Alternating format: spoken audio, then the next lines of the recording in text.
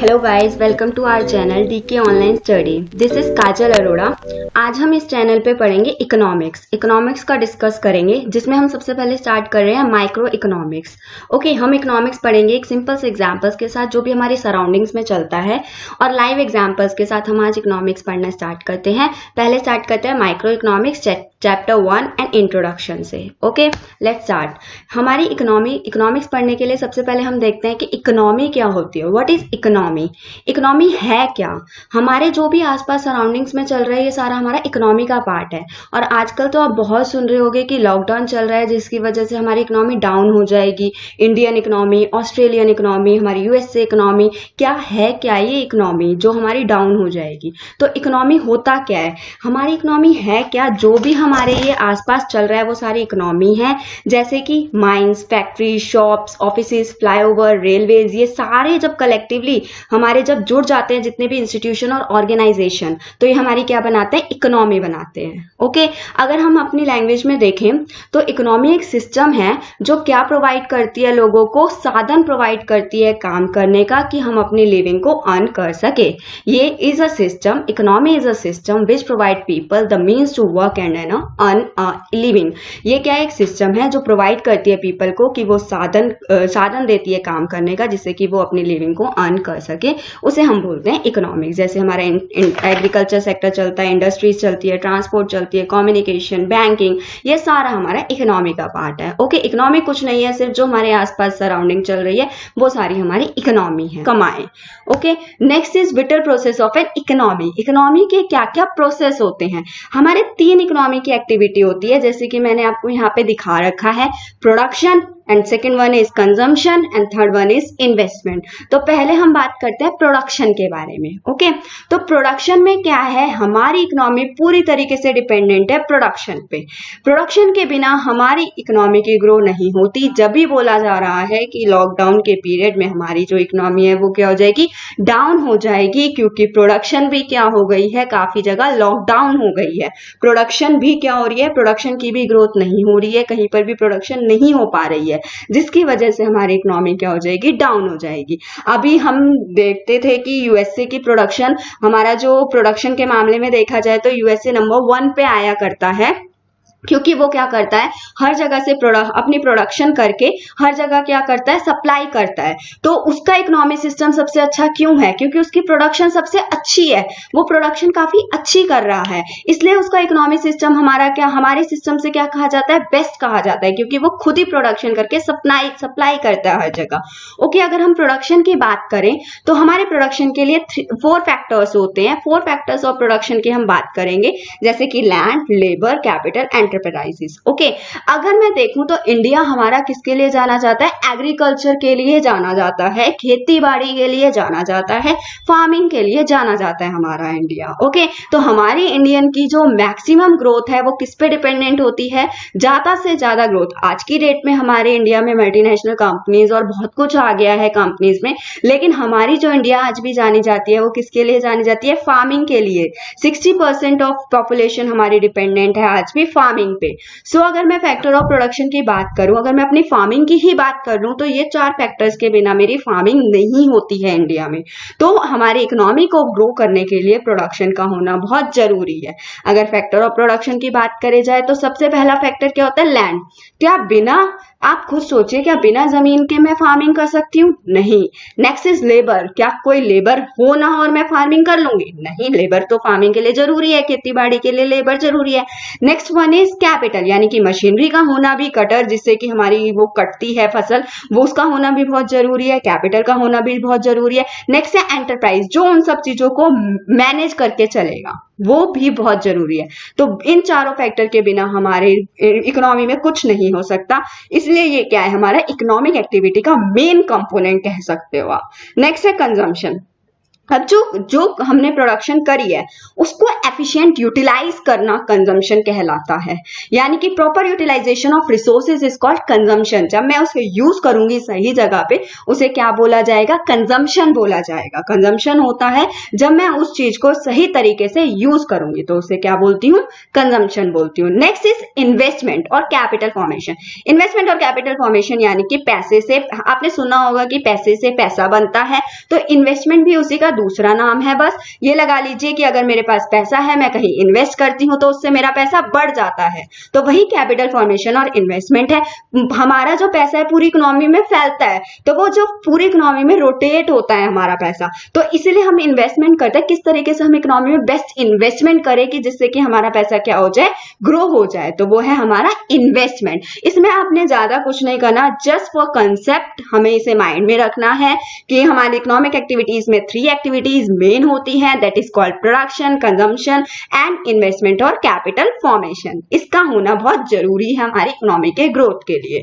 Okay, जो कि lockdown period में बोला जा रहा है कि कम हो जाएगी। क्यों कम हो जाएगी? क्योंकि ये तीनों चीजें अपनी क्या हो गई हैं, कम होती चली जा रही हैं, इसलिए इकोनॉमी कम होने के चांसेस बताए जा रहे हैं। And the next one is what is economics all about. Economics है क्या, किस चीज के लिए? इकोनॉमिक्स का मतलब है कि मुझे चूज करनी पड़ रही है चीजें कमी होने की वजह से, यानी कि इसमें लिखा है economics is all about making choices in the presence of scarcity, यानी कि कमी होने की वजह से मुझे क्या करना पड़ रहा है, चॉइसेस करनी पड़ रही है। मैं आपको एक इंडिविजुअल पर्सन का एग्जांपल दे देती हूँ, अपना ही दे देती हूँ। मेरे पापा मेरे को कॉलेज टाइम में सिर्फ और सिर्फ लगा लो 250 रुपीज फॉर अ वीक देते थे, 250 और 300 रुपीज फॉर अ वीक दिया करते थे, जो कि मेरे लिए एक कॉलेज के लिए बहुत कम पैसे हैं। मुझे उसमें आना जाना भी होता था, खाना पीना भी होता था, मौज भी करनी होती थी, पार्टीज भी करनी होती थी, जो कि क्या है, कमी है। अब मुझे उसमें क्या करना पड़ गया था कि मुझे चूज करना पड़ गया था कि मैं इस 250 रुपीज को कहां कहां यूज करूं कि मुझे वो ज्यादा से ज्यादा सेटिस्फेक्शन दे। क्या कुछ चीजें मुझे क्या करनी पड़ गई थी, हटानी पड़ गई थी, तो ये क्या हमारी चॉइस करनी पड़ गई मुझे in the presence of scarcity. उन 250 रुपीज की वजह से क्या करना पड़ा, मुझे चॉइस करनी पड़ गई। And the next one is why study economics. हम इकोनॉमिक्स क्यों पढ़ते हैं? सिंपल, क्योंकि हमारे इकोनॉमी में बहुत सारी क्या है, कमी है। अगर मान लो कि मेरे पास सब कुछ बहुत अबंडेंट है, अबंडेंट यानी कि बहुत ज्यादा मात्रा में है, मेरे पास अच्छा मतलब सब कुछ हमारी इकोनॉमी में बहुत सारा है, क्या कभी चूज करने की जरूरत पड़ेगी? नहीं पड़ेगी, हम सब कुछ ले सकते हैं। अगर मेरे पास बहुत सारे पैसे हैं तो मैं सब कुछ भी ले सकती हूँ कभी भी। तो क्या है, मेन रीजन क्या है हमारे इकोनॉमिक्स को पढ़ने का? यही रीजन है कि हमारी इकोनॉमी में क्या है, कमी है।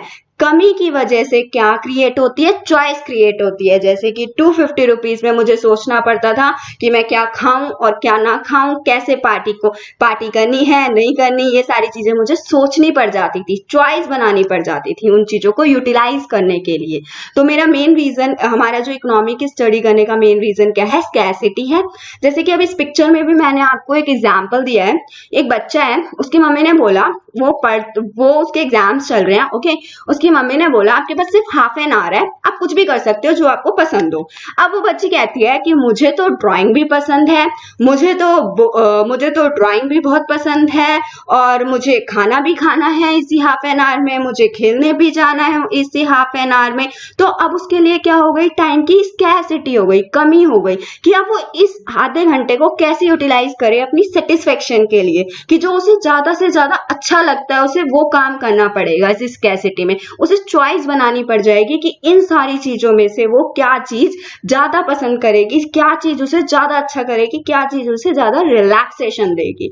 तो ये होती है हमारी स्कैरसिटी। स्कैरसिटी की अगर हम डेफिनेशन देखें तो क्या होती है स्कैरसिटी की definition, refers to the limitation of supply in relation to demand for a commodity, यानी कि हमारी जो सप्लाई है, सप्लाई क्या हो रही है उसकी, कम हो रही है डिमांड के होते हुए। ओके, डिमांड ज्यादा हो रही है और सप्लाई क्या हो रही है उसकी, कम हो रही है। अब कैसे, जैसे कि कोविड-19 के रहते हुए हमारा बेस्ट एग्जांपल है सैनिटाइजर एंड मास्क, जिसकी डिमांड क्या हो रही है आज की डेट में, बहुत ज्यादा बढ़ रही है और सप्लाई उसकी नहीं हो पा रही है, यानी कि उसकी कमी हो गई है, तो वो हमारा क्या हो गया, स्कैरसिटी हो गया। अगर हम देखें तो स्कैरसिटी ऑफ रिसोर्सेज को हम इकोनोमाइजिंग ऑफ रिसोर्सेज भी कहते हैं, यानी कि जितने, इकोनोमाइजिंग का मतलब होता है जितने भी रिसोर्सेज मेरे पास अवेलेबल है ना, उसको मैं अच्छे तरीके से यूज करूं। क्या करूं? अच्छे तरीके से यूज करूं, ऑप्टिमम यूज करूं कि मेरे अंदर गिल्ट ना रह जाए कि मेरे पास ये चीज थी और मैंने इसका गलत यूज कर लिया। जैसे कि उस बच्चे के पास हाफ एन आवर था, तो वो चाहती है कि उस हाफ एन आवर में उस चीज को उस हाफ एन आवर को वो इतने अच्छे से यूज कर ले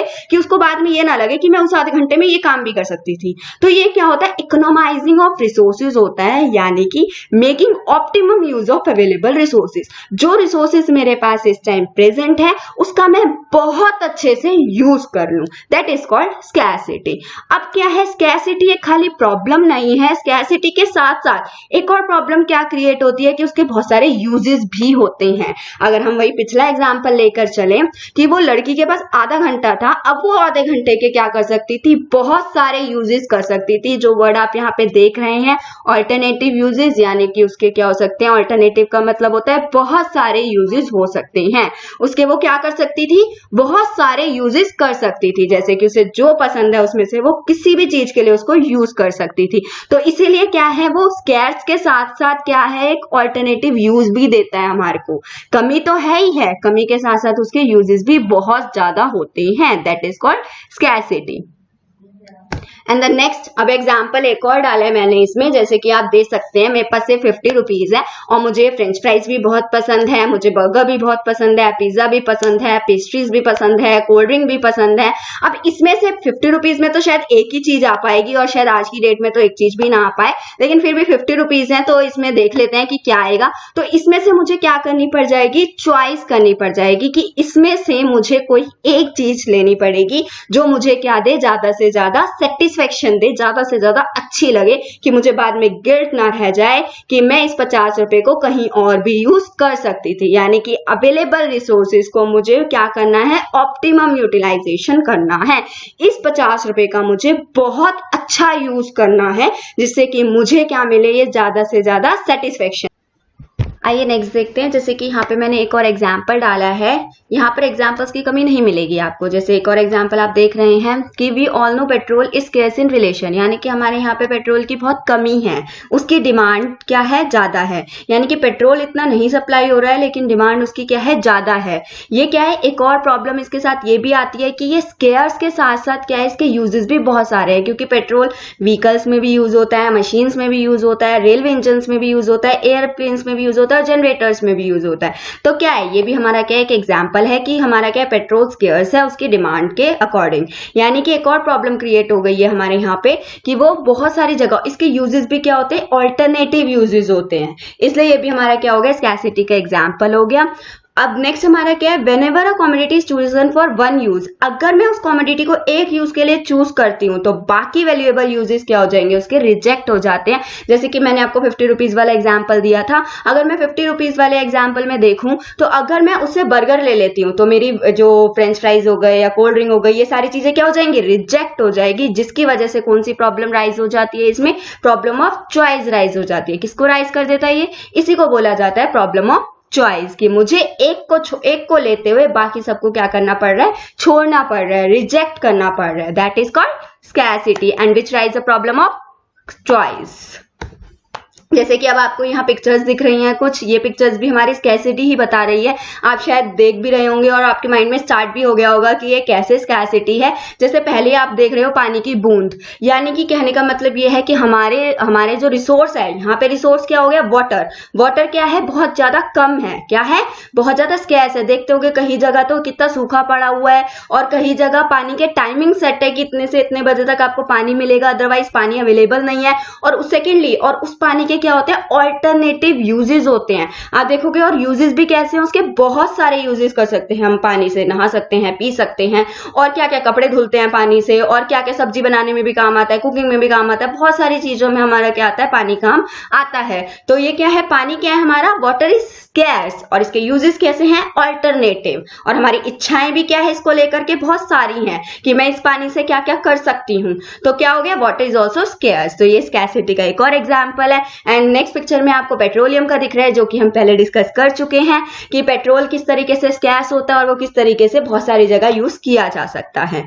नेक्स्ट इज इकोनॉमिक प्रॉब्लम। अब स्कैर्सिटी के बाद हम जो बात करेंगे इकोनॉमिक प्रॉब्लम की बात करेंगे। हमारी जो इकोनॉमिक प्रॉब्लम क्या है, प्रॉब्लम ऑफ चॉइस है। और आपको पता है हम पहले पढ़ चुके हैं कि प्रॉब्लम ऑफ चॉइस किसकी वजह से क्रिएट हो रही थी, किसकी वजह से क्रिएट हो रही थी, हमारे रिसोर्सेज के स्कैर्स होने के, यानी कि रिसोर्सेज की कमी होने की वजह से हमारी क्या क्रिएट हो रही थी, प्रॉब्लम ऑफ चॉइस क्रिएट हो रही थी। यानी कि हमारी इकोनॉमी की प्रॉब्लम क्या है कि कैसे मैं चूज करूं किसी चीज को कि मुझे अनलिमिटेड मेरी जो इच्छाएं हैं, वांट्स यानी कि जो इच्छाएं हैं, जो अपनी अनलिमिटेड इच्छाओं को सेटिस्फाइड यानी कि पूरा कर सकूं, लिमिटेड यानी कि बहुत कम रिसोर्सेज में जिसके बहुत सारे यूजेस हैं।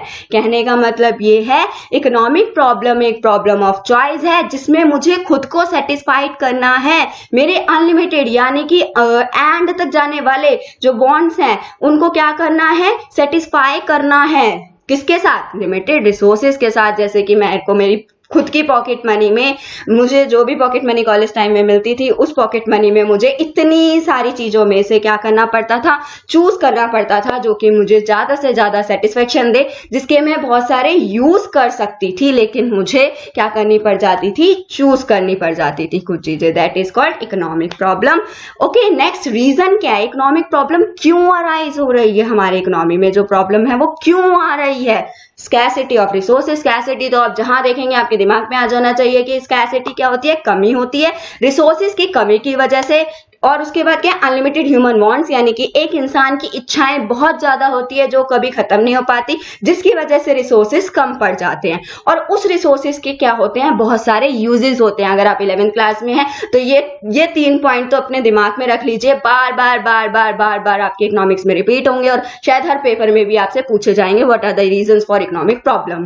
तो एक क्वेश्चन तो आपका ये तैयार कर ही लीजिए कि इकोनॉमिक प्रॉब्लम क्या होती है और इसके क्या क्या रीजंस होते हैं। तो हमने जो रीजंस पढ़े, हमारे 3 रीजंस होते हैं कि रिसोर्सेज की कमी होती है, और ह्यूमन वांट्स हमारे क्या होते हैं, अनलिमिटेड होते हैं, और उसके क्या होते हैं, बहुत सारे यूजेस होते हैं। ओके, हम पढ़ते हैं इकोनॉमिक्स होता क्या है। अभी तक हमने पढ़ा कि इकोनॉमी क्या है या इकोनॉमिक्स की प्रॉब्लम क्या चल रही है, what is all about economics क्या है। अब हम पढ़ेंगे इकोनॉमिक्स का मीनिंग क्या है, मतलब क्या है इकोनॉमिक्स का। इकोनॉमिक्स क्या है, economics is a social science. Economics क्या एक सोशल साइंस है which studies the way a society chooses to use its limited resources. जो हमें सिखाती है, जो हमें तरीका सिखाती है कि कैसे सोसाइटी चूज करे अपने लिमिटेड रिसोर्सेज को यूज करने का, कैसे सोसाइटी अपने लिमिटेड रिसोर्सेज को यूज करे, उसको कैसे चूज करे, जिसके ऑल्टरनेटिव यूजेस हैं, या कैसे गुड्स एंड सर्विसेज को प्रोड्यूस करा जाए। कौन से गुड्स एंड सर्विसेज प्रोड्यूस करे जाए, कंज्यूमर गुड प्रोड्यूस करे जाए या फिर कैपिटल गुड प्रोड्यूस करे जाए, और कौन सी टेक्नोलॉजी को यूज करते हुए गुड्स एंड सर्विसेज को प्रोड्यूस करा जाए, या कौन से डिफरेंट ग्रुप ऑफ पीपल के बीच में उसको डिस्ट्रीब्यूट करा जाए, रिच को दिया जाए या फिर पुअर को दिया जाए, किसको दिया जाए। That is called economics.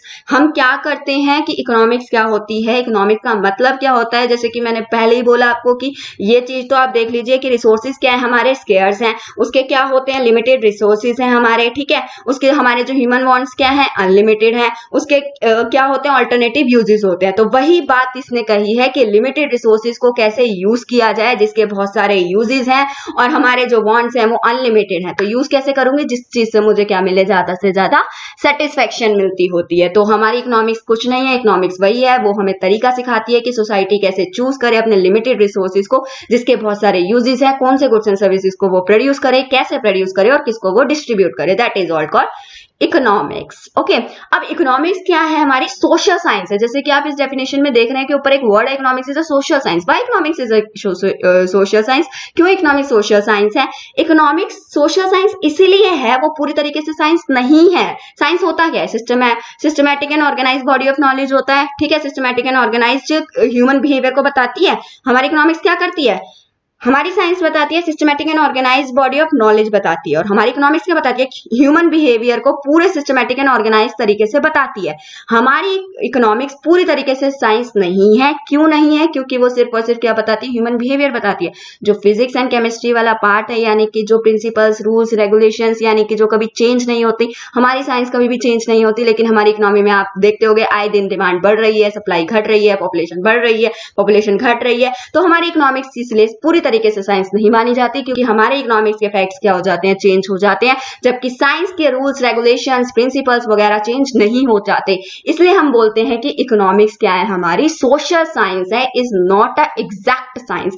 और सोशल साइंस आप देखते भी होंगे कि हमारी जो इकोनॉमिक्स है 9th और 10th की ग्रेड में क्या बनती है? 9th और 10th क्लास में जब आप थे तो आपने क्या पढ़ा था? सोशल साइंस, एसएसटी का पार्ट पढ़ा था कि हमारी एक सब्जेक्ट ऐड हो जाता है इकोनॉमिक्स, इसलिए वो क्या है? हमारा सोशल साइंस का पार्ट है, इसलिए वो सोशल साइंस में एक सब्जेक्ट डाला जाता है। आज के लिए इतना ही, आगे हम करेंगे अपनी नेक्स्ट वीडियो में। अगर आपको वीडियो पसंद आए तो लाइक, शेयर और सब्सक्राइब जरूर करें। मैंने अपनी पूरी कोशिश करी है कि मैं आपको बेस्ट एग्जांपल्स के साथ इकोनॉमिक्स को समझाऊं। आगे हम इसके आगे करेंगे अपनी नेक्स्ट वीडियो में। Thank you so much for watching this.